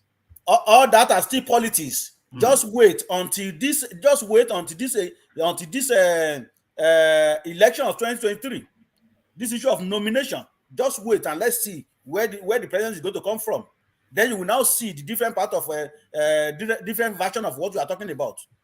But let's wait until that time. But that goes back to my initial point that's why the people that are talking about Fulani domination should be less vocal than people that are talking about the initial integration of the country in the first place. If you focus on Fulani domination and stuff like that, then it might lead to war. But if you say regardless of whatever you come with, we still don't want to be part of the country. We don't want any agreement. Just say we are fighting against the initial agreement to be together. That should be the focus. That will buffer us a little bit from violence, because that would negate the need to even have a conversation about any constitution of integration, because you know that they wouldn't agree anyways. Anything they want. So that essentially is to internationalize the narrative. Yes. Make it about Yoruba people being a country. And then it's a United Nations matter, you know, not and about a legal trying matter. to figure out. I think at this point we are past any kind of constitutional reform. We should be looking beyond. No. Even if they reform the constitution, they will only reform it. They will dominate. Yeah, they will not change anything, but just reward it. So you know, like they ended SARS and came up with another team the next year. You know that, okay, if you're going to have a so-called reform, who's going to be the majority on that panel? They will still be the majority on the panel, right? So they will still influence what's going to be with the outcome.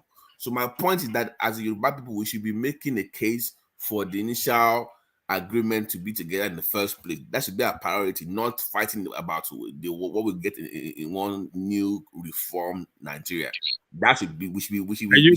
Are you guys not seeing sign of war in Nigeria already? Yeah, I agree with you. I am not. But are you not seeing sign of war in Nigeria already? I am. Not. You are. Okay. I am. Yes. It is looming. You can see it. It has started right from the north. So saying that there won't be war, it is just a little thing. Maybe an attack on a village. Or an attack or killing of one person that will result into tribal exchange of killing. And before you know it, everything will implode. You look, look, the sign. No. That's a doomsday prophecy. Okay, no, I'm not prophesying. I'm not prophesying. We have seen. This is the way it started. Hold on. Nigerians are inert. Nigerians are inert to the killings. Okay, Nigeria are the same people. When you, this is the problem with us. We see the truth, we don't want to see it. Are we united people? Hold on. No. Are we? Do we speak in one voice? Are we united people? We are not. Yoruba will be saying something. Igbo will be saying different thing. Kalabari will be saying different thing. Hausa is saying different. Fulani is saying different thing. In the same country, we don't agree. That disagreement is now a disagreement. You look at the problem of that country. The problem has, graduated what used to be problem, it has graduated into crisis. After crisis, we go into disaster. We're in a very serious crisis now in that country, and you don't see the leadership doing anything, to manage, to manage it is one thing, and not to make any attempt to manage it is another thing. But they are not doing anything. All they are after is their own interest, how they are going to live. There's no indication that Nigeria is on the precipice of a violent breakup. There is none. There is none. You see, when you're already, when you're ready, things that will tip it have happened severally, and it has not tipped it. This time is different. Okay, when you see already, the last time it was different, and the time no, this time is different. How many thresholds have they passed and nothing happened? When you see already in the north, yes, Niger State particularly, that is close to your seat of power, is only the city of, what is the name of the city? Is it Minna? That is safe. Other part of that state is ravaged by banditry and this criminal. The same thing in Zamfara and all over the north, Sokoto and the rest of them. The northwest used to be safe. The criminality of what do you call it? Insurgency was in the northeast. Now it has spread all over the north. What tells you that it cannot spread to the south after some time? What tells you that? And when it's spreading, hold on. When it's coming down to the south, forget all and that. Your people will receive. What's happened in the north? What's happened in the north where it has been the situation for so long? What's happened? What happened? What do you mean by what happened? Okay, for the last 5, 6, 8 years, there's been a relentless violence, ethnic-led in the north. What has happened? Which is ethnic-led? What do you mean by when ethnic-led? the Fulanis go and they savage the indigenous communities, and there's reprisal in Kaduna, in Benue, in Nasarawa, in Zamfara, all over the north. This has been happening for years and years and years. Why the Fulani themselves not killed? Well, yes, that's what I'm saying. So, but what has happened? You are still, hold on, you are still in the same country, under the same umbrella. When the whole of the north captured by these people, you think they're not going to extend to the south? These people that's just alarmist. Okay, don't worry. When they come to your stuff, okay, when they come to your, don't worry. When they come to your, no war is looming. Don't worry about all that. Okay, when they come to your Oyo, that is when you will know. Nobody's coming to Oyo.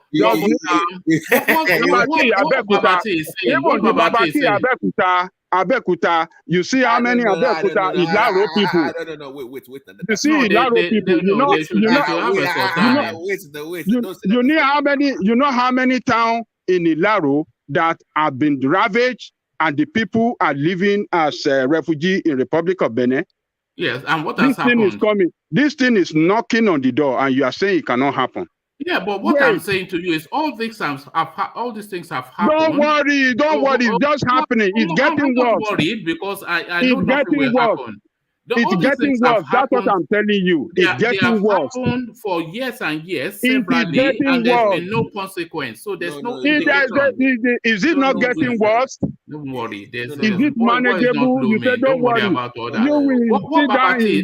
will sit down in London. I will sit down in America. All of us will be saying nothing can happen. You see, our native land is being destroyed every day. All right. We know that. What Babati is saying, it rhymes more that where we should be attacking is not this present heightened situation, which is what you are describing, but the birthing of the country itself, which was predicated on a falsehood. It wasn't we, the people, we're not willing participants. We never signed up to it, and we need to interrogate the formation of the country, not this heightened situation now. I agree with that. I agree with that. And that is what I am telling you, that the agitators of Yoruba land are, that is their position. they are hammering on the amalgamation of Nigeria. They are hammering on the fraudulent constitution that we have, that and the structure of Nigeria. That is what they are hammering for. And for your information, this Baba that just demised, this Alaafin, according to some information, he wrote when this Yoruba nation agitation was at the height of this thing, before they came and savaged Igbo's house, he wrote a very strong letter to the Queen of England about the amalgamation and the deterioration of Yoruba land and Nigeria in particular. He was expected to meet the Queen before the COVID struck. So it was the COVID that prevented him from meeting. He would have met the Queen face to face. So you know that Baba had that document of everything with him.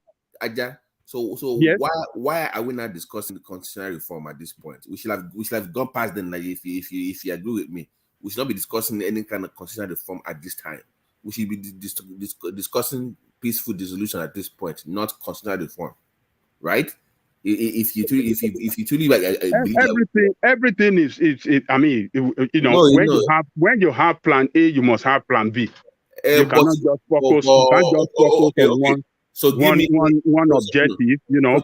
Plan A, when you have plan A, you must have plan B. Okay, so give me A and give me B. Which one is A? Which one is B? Okay, the A is that we have lived together for century now as a country, isn't it? Right. Since the Britain came and merged us together. That's over a century now. Okay. We have interwoven, we have known each other, we are married and stuff like that. But you know, everybody still knows, oh, this is my land, this is your land. So if we cannot structure the country the way the founding father of the country, the Awolowo, if we cannot structure it that way that work for everybody, then let us go our own way. I mean, that is plan A. Mm-hmm. If that does not work, then plan B is let us go. Yeah, we want to go because this union is not working for us. Yeah, okay. I agree. It's a forced marriage. No, in the first place. Yeah, but this is my point. We just said that these people will not agree to your plan A. They're not going to change it to for equality. So I'm telling you that why even waste time discussing plan A? Well, you know that it's not going to work in the first place. Just move to B and get it over with. No. There's a way of doing things. Hold on. You can't just hold on, Babati. You can't just have plan A and you don't have plan B. Where you fully exhausted plan A and it cannot work, then you move to plan B. So plan way, you cannot pursue something that you know is not viable. Surely, yeah, you know it's not going to work. Like, it's not going. Okay, look at the way you are talking now. You say it's not going to work. Then, if we jump on Yoruba nation that you want to, you say, "Oh, these people are pursuing this thing. They don't even know the strategy to pursue. How can you break up? How do you want to break away? Hold on. It's you people where you say, "Oh, this is secession." You are pursuing secession. I mean, you are just why you are saying that is not a secession. What needs to happen is for the Yoruba intellectuals globally, right, to pursue as Babati just suggested, the source of the country, the origin of this Nigerian storyline, to see how willing and complicit the Yorubas were in the formation of what the Easterners call the contraction. Because we don't believe we are of free will. Yeah. When you say Yoruba intellect, yes, do they see things the same way? Are they all in the same boat? Well, hold on. Yes, of course not. You see, some Yorubas still believe that if we remain in Nigeria, if Nigeria work well, it is good for us. It's good for everybody. Some Yoruba believe that. You see some Yoruba feel Nigeria is not good for us again. Let us go. But those two strands of thought, they are not necessarily and they do not necessarily have to be opposing. You know, you can walk and chew gum, as I often like to say here. You know, you can be, and I am not far in thought from those two paradigms as well. That if Nigeria works as a corporate thing with what the Yorubas perceive as Nigeria, it will be of a greater benefit to the Yorubas than a standalone. But really, the Yoruba nation is always the ambition of a true-born Yoruba. So you can have both. Because as a wish, yes. Because we have to manage ourselves, because we have to. You have two ideologies here. We can manage ourselves in such a way that we work for both of for two sides. We have two sides in this contention now. Those that still want to believe, okay, let us pursue Nigeria that will work. And we have some say Nigeria cannot work the way they have seen it. Okay. Do you think? Let us marry both together. Do you think the Yorubas who believe in one Nigeria, do you think they are opposed to Yoruba nation? No. But they believe that if you jump, hold on. They believe that if you are jumping, hold on, Babati. They believe that if you are jumping into Yoruba nation like that, it could be termed as secession. And secession, you know what secession means. They believe, okay, let us pursue it in such a matured way that we can achieve results in such a way that, you know, if Nigerian state doesn't want to restructure Nigeria to work everywhere, for everybody, if we now jump into the boat of Yoruba nation, the international body will not see us as fighting a unjust cause, you know, because we have exhausted plan A, it couldn't work, then we jump into plan B. And if they want to say, okay, if they want to call us a secessionist, then we will present it before the world. Look at us, we are not secessionists. This is what we want. We pursue. They don't want it to happen, and that's why we are jumping into this boat of let us go. And then the length of time, Ajande Koko, that Nigeria has existed as a nation has already covered that space. So you cannot say after 60, 70 years people have not tried, because the drumbeat for secession is only recent. It used to always been there, but is really now really gathered momentum only of recent times. So nobody can argue that they did not try to make it work before they came there, just for the length of time that our country has existed. So if we move quickly now to when was the last time Yoruba were calling for Yoruba nation? I don't know. Okay, so what are you saying, one man? No, what I'm saying is that the argument to say that they should have tried to make Nigeria work is already covered by the length of time that Nigeria has existed.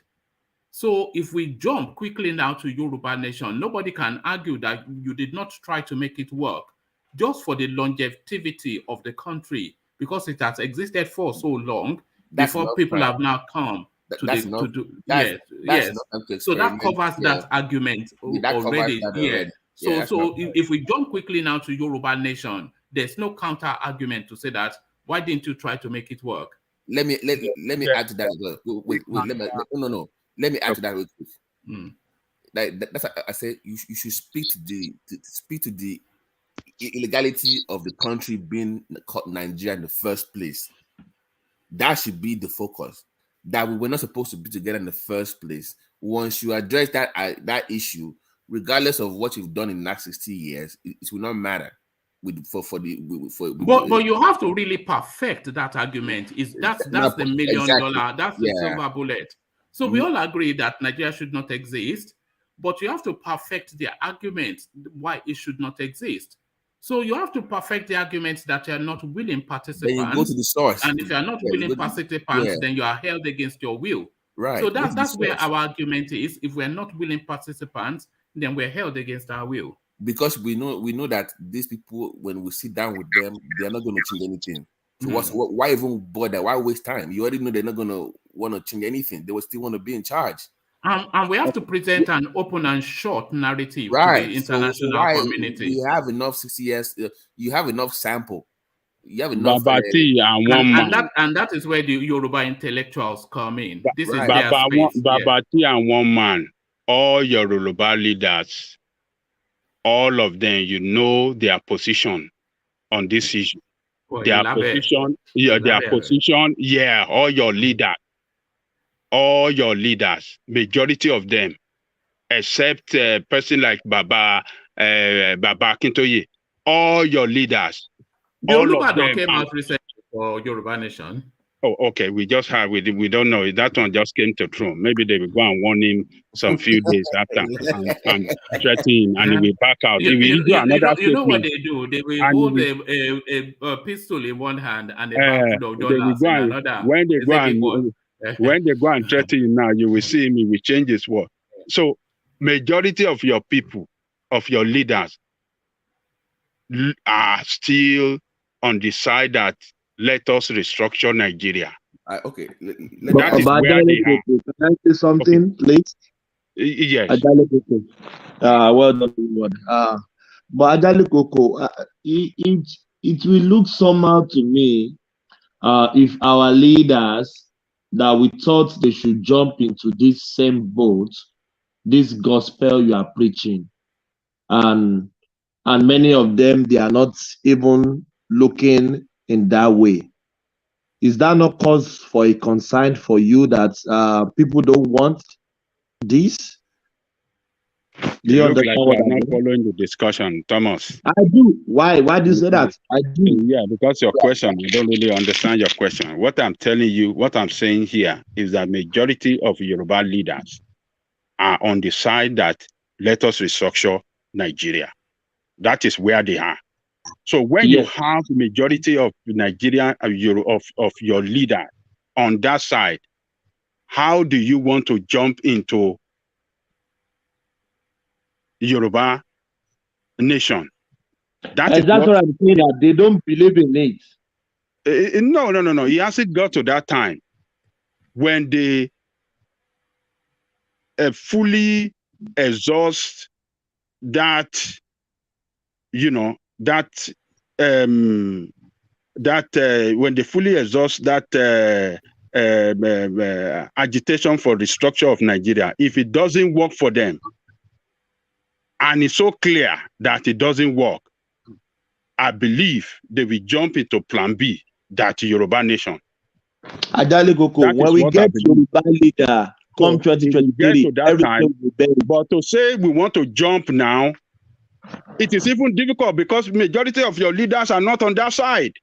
It is just some few. If we don't get a Yoruba president in 2023, that will maybe that will aggravate. Yes, that will fast track. Yes, thank you, one man. We will not accept it. If we don't get a Yoruba president, we will not accept it. Yes, that also means that we have work to do within our own Yoruba space. We have work to do within. That's right. That's right. Or even Tunde organizer from down the road. Just Yoruba. That's yes. Particularly if the Northerner retain the presidency in 2023, that will help our case. That will help our case. I think even if it doesn't come to Yoruba land, the Yorubas will not accept it now, because we fought so hard. Not only Yoruba, the Igbo will not accept it. The South side will not accept it. No. But I'm saying even if it goes to the South or the Southeast, the Yorubas will still struggle with that. Because it is our space. It is our space. One man, Adali Koko. They will give it to us. They will give it to us because they don't want to go and sit down. But Mama Sotia, but you don't contest.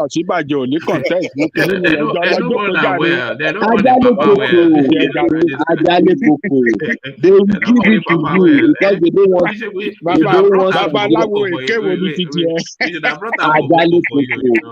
Adali Koko. Let me speak. They will give it to you because they don't want Nigeria to break. So just take it. They will give it to you. But it must come to Yoruba land. It must. Yes, they will give it to Yoruba, one man. But if anybody is telling you today that Nigeria will break, go back to sleep. Nigeria is not going to break. Look at that. Is that is that the same promise you made us about Oshibanjo? Nigeria is not going to break. Nigeria is not going to break. One man, there is no leader that will break Nigeria. I repeat it to you. If we get you repeated Oshibanjo now. Did you not repeat it? I said I repeat it. Mark my words. Ban me from the platform. This guy, I want us to believe him again.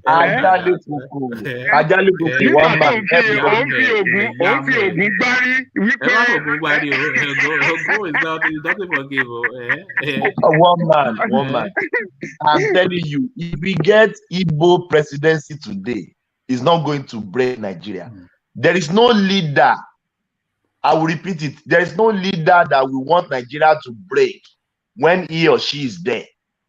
So just take it, one man. All right. Even though Nigeria is not working, they will not let Nigeria break. Thomas, it's not what the leader wants, it's what the people want at the end of the day. So he can demand that the country stay together all he wants. When people want something to happen, it will happen. All right, thank you, Babati. So that's a good spot to round it off. We've hit the 2-hour mark. So as ever, always a delight in your company, gentlemen. You know, Baba Korea under his many monikers. He comes as Ashenishere Leni. One man, let me commiserate with Oyo before you go. No, I just have to round up because I came to you first and I've gone past. I have to go do stuff. Oh, yeah, no worries. Maybe in the evening session I'll come to you. So I said, Leni, Lola, and all this usual. So Baba Korea, of course, you know, he's going to take the stool of Akure. Don't worry. We have 2 KBACs now, one from Akure, one from Egbaland. And I, of course, the Bale of Akimori. So here you are, you're in the midst of royalty. Ajaleko, of course, will be our subject. And Thomas will be the Akigbe because he likes to talk a lot of yam. He will be the Akigbe, you know. So there it is. Right, I'll be Akoda. I'll be the Akoda. Akoda. All right. So gentlemen, a real delight. So we reconvene in the evening again. If you have the time to spare, then come, let's gather again and, you know, laugh and gist together. So I'll leave it there. Carry conversation and within the comment section, but here I say peace.